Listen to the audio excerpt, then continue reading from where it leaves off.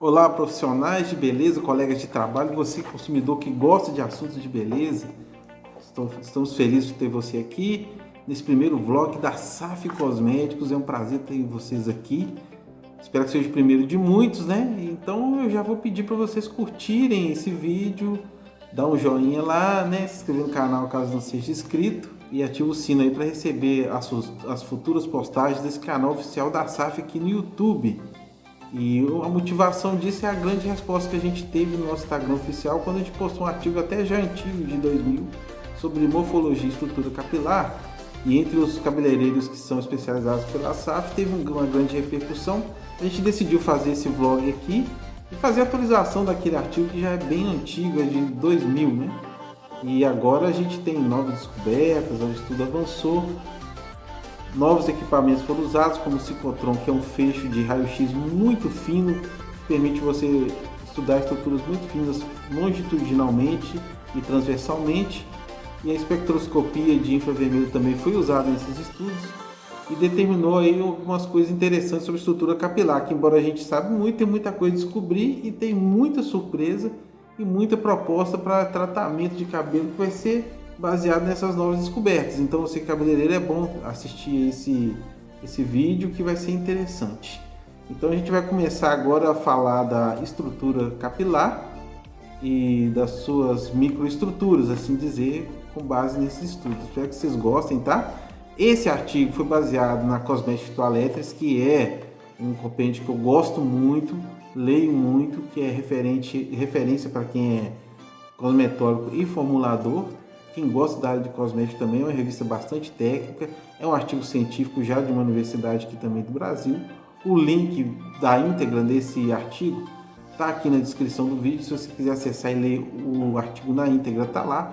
Eu vou usar só um pedacinho aqui para falar sobre morfologia. Se vocês gostarem, dê um comentário que a gente pode explorar ainda mais esse artigo para trazer coisas legais, interessantes até da SAF Cosméticos aqui, ok? Então, meu colega profissional de beleza, vamos lá? Falar sobre estrutura capilar? Então, para a gente falar dessa nova descoberta, é bom a gente passar o pente no que a gente já conhece, né? O cabelo é formado de queratina, é uma proteína que tem um aminoácido chamado cistina, que contém uma grande quantidade de enxofre, que, por sua vez, na confecção dessa queratina, forma pontes entre os enxofres, chamado ponte disulfídrica, que confere resistência mecânica e química ao cabelo, né? Mas não é só queratina que existe no cabelo. 20% dos 20% restantes dessa estrutura são materiais não queratinosos e são eles que também possibilitam a inclusão de alguns ingredientes cosméticos para tratamentos. Então é interessante a gente ver isso. E o segredo está como esses 20% também são distribuídos, que influencia também no comportamento de toda a fibra capilar no tratamento cosmético. E o segredo disso está justamente na concepção do fio, né? Ou seja, quando ele começa a lhe formar, quando ele ainda são um monte de células epidérmicas lá no fundo do folículo capilar, onde elas vão se emergindo à medida que as células epiteliais vão se formando, e à medida que ela avança para cima lá no bulbo capilar, ela começa um processo de diferenciação radial de dentro para fora, ou seja, à medida que as células vão adquirindo camadas, que as células de baixo vão sendo formadas, elas vão sendo empurradas para cima, começa do centro até as extremidades.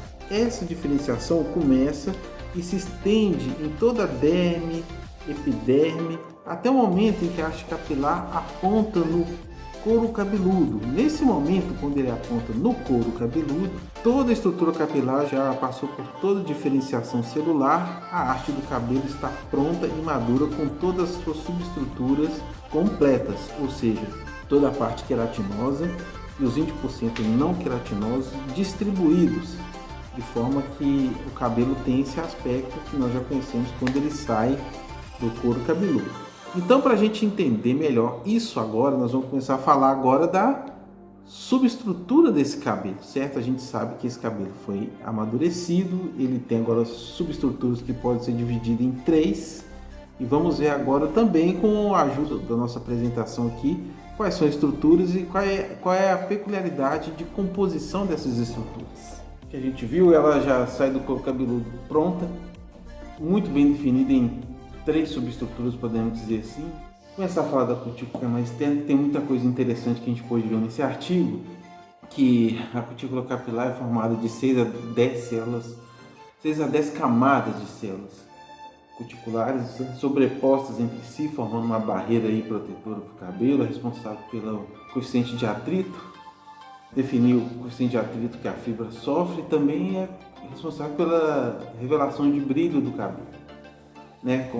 Corresponde a 10% aí da massa capilar. E tem umas coisas muito interessantes que a gente pode ver nesse artigo, que o que são essas cutículas? São células que se diferenciaram e viraram cutículas. Então, cada cutícula é uma célula cuticular. E cada célula cuticular tem três partes aí que a gente pode ver, que é a exocutícula, a endocutícula e a epicutícula. A exocutícula é formada por subunidades de queratina que tem de 15 a 30% de cistina, ou seja, 15 a 30% de todo tipo de queratina que surge na exocutícula.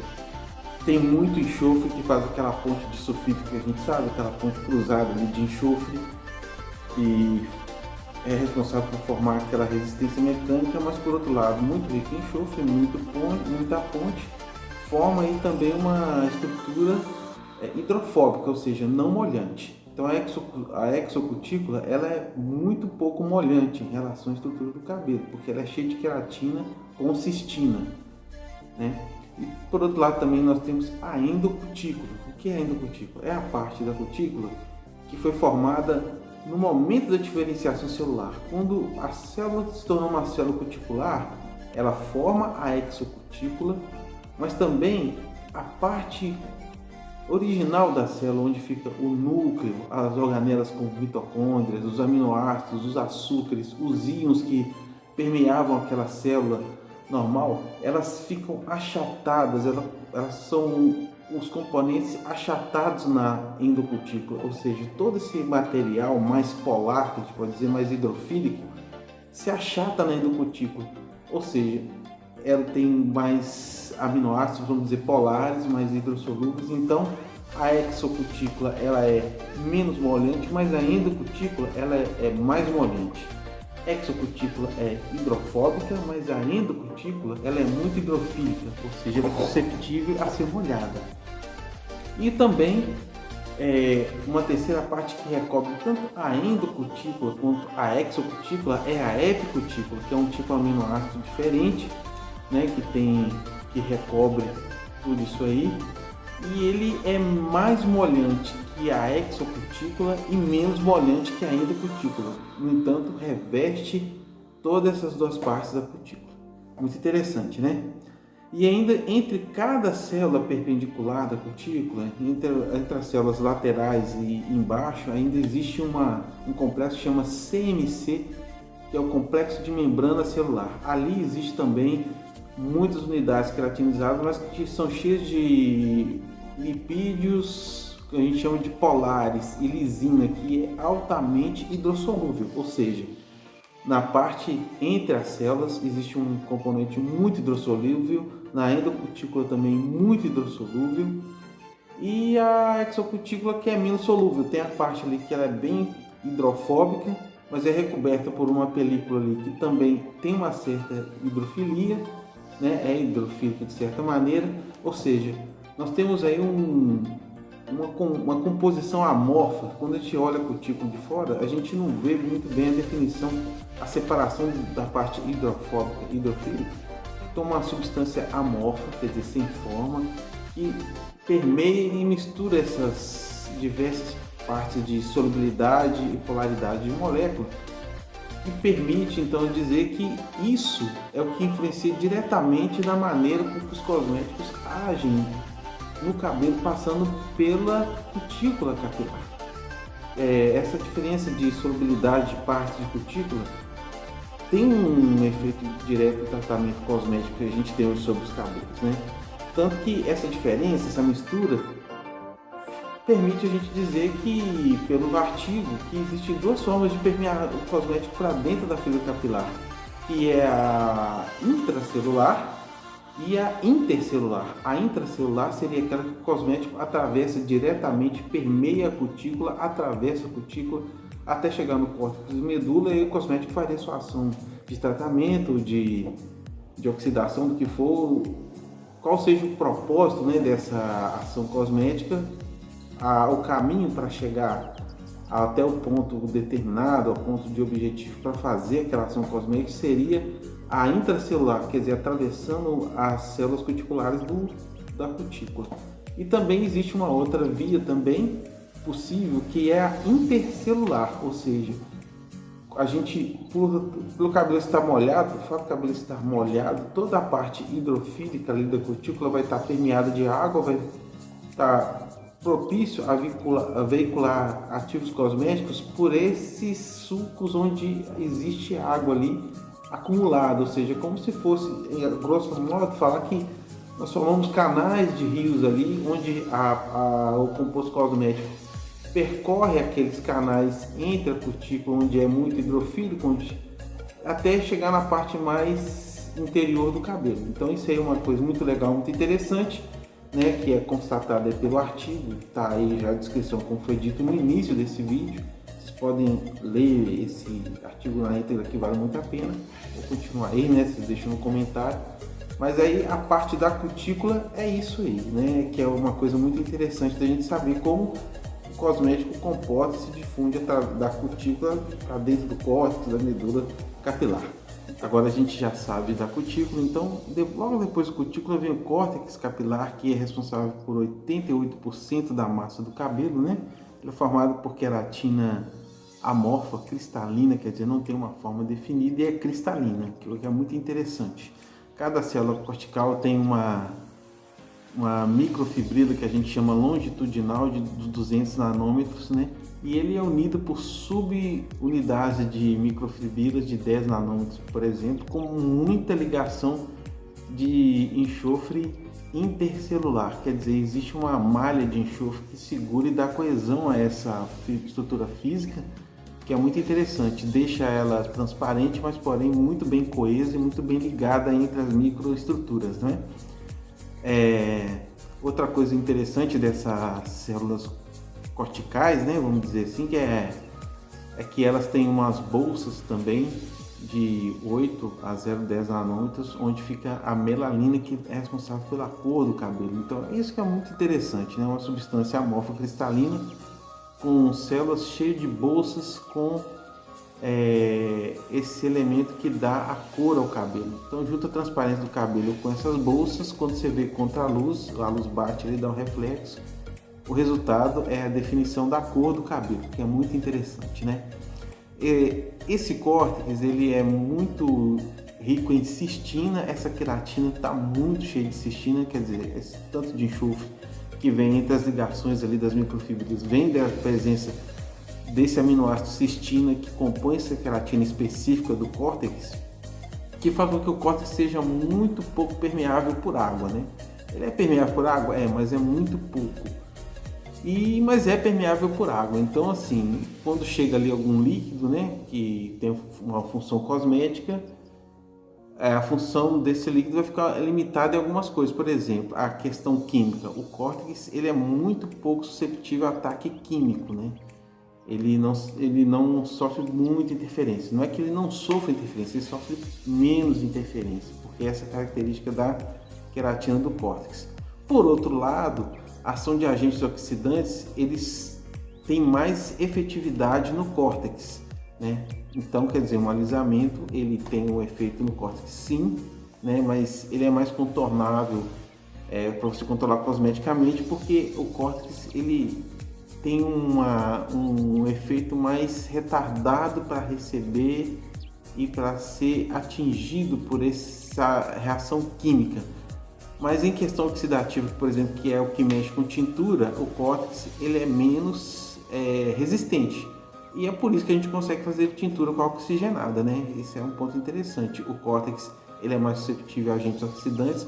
Nós precisamos de agentes oxidantes para fazer a mudança de coloração nas bolsas de melanina que estão ali nessas microbolhas da célula cortical, e é o que acontece, né? Então isso é muito legal. Aí a gente fala da medula, né, que é a parte mais central, que ainda não existe uma relação científica ainda do porquê ela existe e qual a sua relevância. Alguns falam que ajuda a sustentação. Outros dizem que é uma estrutura que existe em virtude da idade do cabelo, tanto que algumas fibras capilares possuem medula, outras não. Em outras estruturas capilares a medula aparece de forma picada, quer dizer, aparece de certo ponto para cima ou de certo ponto para baixo, mas não é contínua.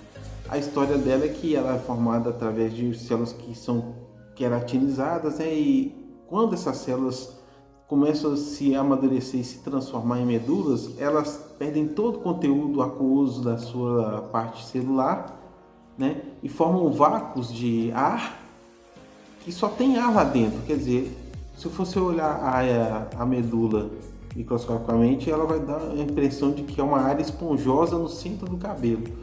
Então a pessoa ainda não entendeu bem qual é a função e por que às vezes forma, porque às vezes não forma, porque às vezes tem e às vezes não tem. O fato é que ela está lá, né?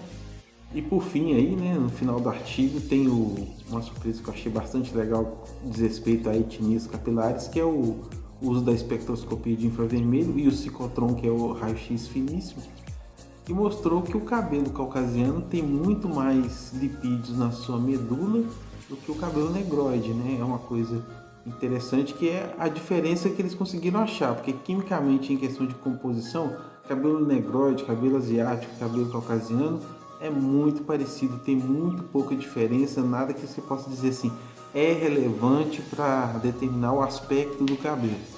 Mas em se tratando em teor de lipídios, sim, aí foi descoberto que na medula tem muito mais lipídio do cabelo caucasiano do que do cabelo negroide. O cabelo negroide tem lipídios na sua medula? Tem, mas em muito menor quantidade. E isso foi uma coisa diferente que foi achado. Achei legal estar passando aqui para vocês, está lá no artigo se vocês quiserem conferir, é interessante, né? E de repente aí está pintando aí uma explicação do porquê existe medula capilar, né? Uma coisa que pode de repente ir para frente, né? Porque esse artigo não é tão atualizado mais, as coisas mudam, né? Já tem um certo tempo que esse artigo foi publicado. Vamos ver aí se a gente traz alguma novidade, quem sabe uma explicação aí para o porquê existe a medula, né? Mas no mais, também já é uma coisa de senso comum que está descrito no artigo, né? Que essa diferença das etnias, que o cabelo negroide ele é mais irregular na sua extensão, né? Na espessura da sua fibra capilar, ele sofre com muita irregularidade e dá também o aspecto oval a essa estrutura, que faz com que ele seja mais susceptível à partição por extensão, né? Ele sofre mais com extensão, por isso sofre a ruptura mais facilmente que cabelos caucasianos e cabelos asiáticos. E os cabelos asiáticos e caucasianos, ambos são cilíndricos. A diferença entre eles é que o cabelo asiático ele é cilíndrico e tem o seu diâmetro maior do que o cabelo caucasiano, ou seja, são cilíndricos, cabelo caucasiano com cilindro menor, cabelo asiático com cilindro maior, né? Então é isso aí, gente. Espero que vocês tenham gostado assim, dessa prévia aí. Se quiser aprofundar, como já disse várias vezes, o link está aí do artigo, se quiser ler na íntegra, tá bom?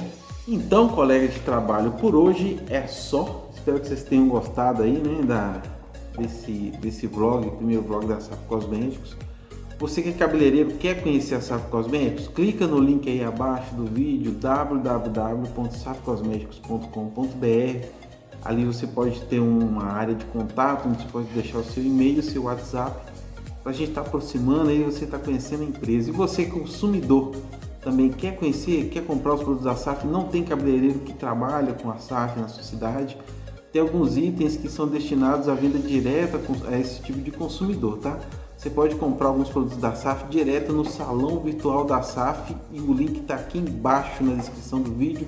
Vai ser um prazer aí apresentar os produtos espero que vocês gostem, gostem, se tornem clientes assíduos e no mais ajuda a gente a tocar o canal aí com sugestões e os likes, né? Então até a próxima, valeu, muito obrigado pela atenção.